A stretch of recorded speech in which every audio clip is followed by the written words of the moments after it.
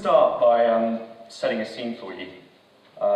In 1959, the Prime Minister of Britain at the time, Harold Macmillan, stood on the steps in a market square somewhere in England and said to the crowd assembled that you've never had it better.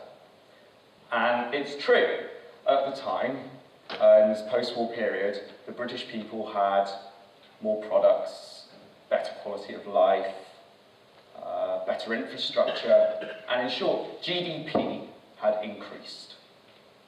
Now, you've already heard from the previous speaker about the problems of using the metric of GDP, what it obscures, what it doesn't tell us, what else could be used. But I'm going to talk about the catastrophic environmental consequences of using the metric of GDP, and crucially, the worship of growth of GDP that is so prevalent within our society. Now, I am going to propose the solution of GDP degrowth as fundamental to any effort to combat the climate crisis that we face today. Now, like any addiction, it's left unsaid, as the theme of the talks today is so many people do not take the idea of GDP growth critically. It's taken for granted. Now, to return to the idea of Harold Macmillan, there have been, I think, 18 elections since that happened, and not one of them has actually challenged the idea of GDP growth as anything other than the principal way by which we can improve society. But let's just think what GDP growth actually means.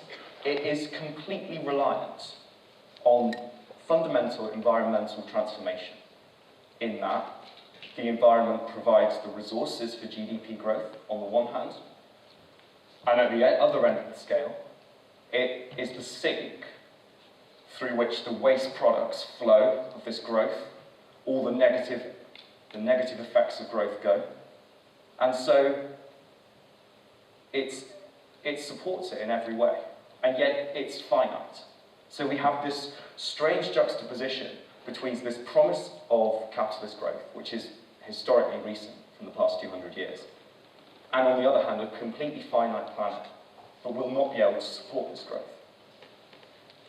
So it is pervasive within our society. Even this talk is based on growth and contributes to growth. Your breakfast, your journey here, hiring the Gala Theatre, TED as a company, YouTube, where this will be uploaded to afterwards, they're all products of growth, and yes, we can enjoy them. And yet at the same time, we're using this space in this brief period to challenge growth. And so it has this rather strange relationship with us every day. It is somehow distant, and yet really, really immediate at the same time. Now, for us in the global north, living comfortable and consumerist lifestyles, it's distant apparently in time, but also distant in space. And this is really, really important. For most of us, climate crisis is something that happens a long time. It's something we know we need to challenge, but it's something distant. It's something in the future. But the reality is that if growth continues as it does, or I should say, since growth is continuing as it is, it's really immediate. And the policies that are put in place to meet goals such as the Paris Climate Deal do not actually challenge the heart of the system that is producing these problems. But it's also a question of spatial distance. So we think about climate change as something that's having an impact on polar bears, or we see increased rates of flooding in Bangladesh. But we need to become aware that increasingly the problems of the global south at the moment are moving to locations that are very, very familiar to all of us in this room. You only need to look at California, where middle-class suburban homes are being destroyed by wildfires at an ever-increasing rate, or to places, coastal villages in the UK, where there are already plans in place for climate refugees. These are people who can't live in their villages anymore because storms and flooding is so much of a problem. And yet, whilst we make the link to climate change, we don't make the link back to the growth of GDP. BBC News still assesses the performance of a government based on the metric of GDP growth. And you already know about all the social problems of that, but we've got to remember that this is a question of environmental transformation. Now, to return briefly to what I said earlier, this is going to stop because a finite world cannot support this question of infinite growth. But we have a choice. Imagine we're on a train, and this train is hurtling towards a brick wall.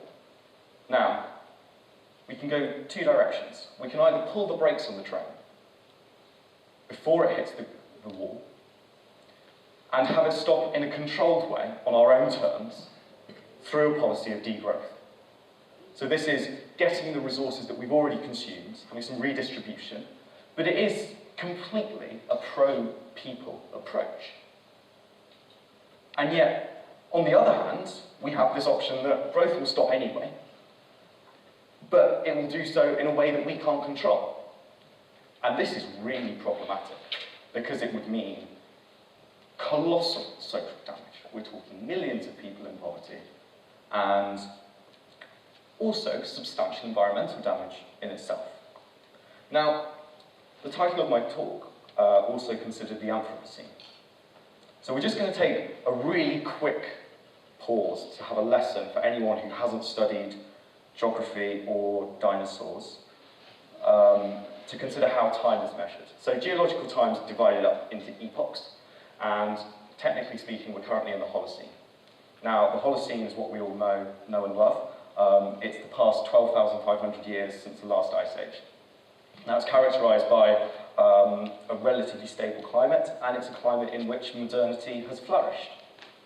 But there's this increasingly prolific idea called the Anthropocene.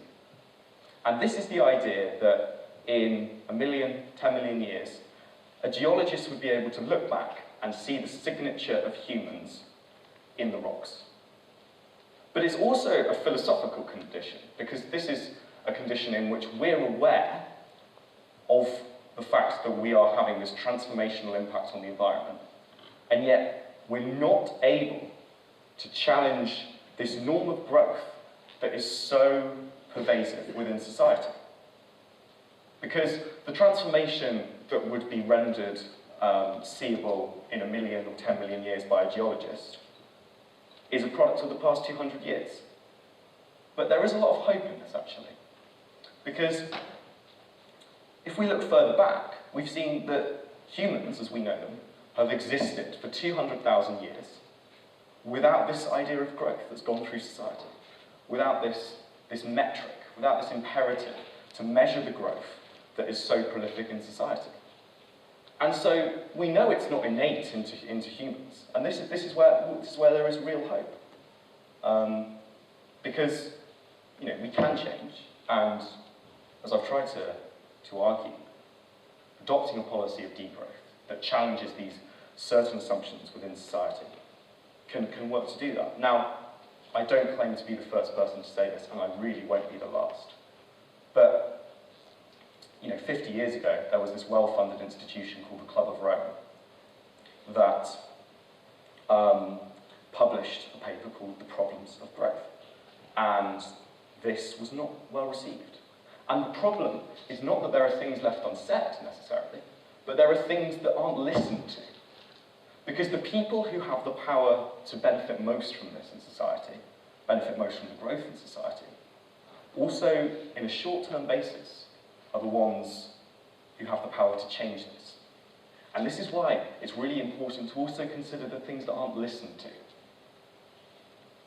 Because we know that there is a climate crisis, and yet oil isn't forecast to peak until 2030 or later. And that means that next year, given all that we know, more oil will be extracted than there was this year. So we have this self-awareness, and yet this inability to do anything. So 18 general elections after Harold Macmillan said we've never had it so better. Let's think about a realism to that and consider the impacts of never having it so good. Yes, we can be grateful. Yes, we can enjoy things.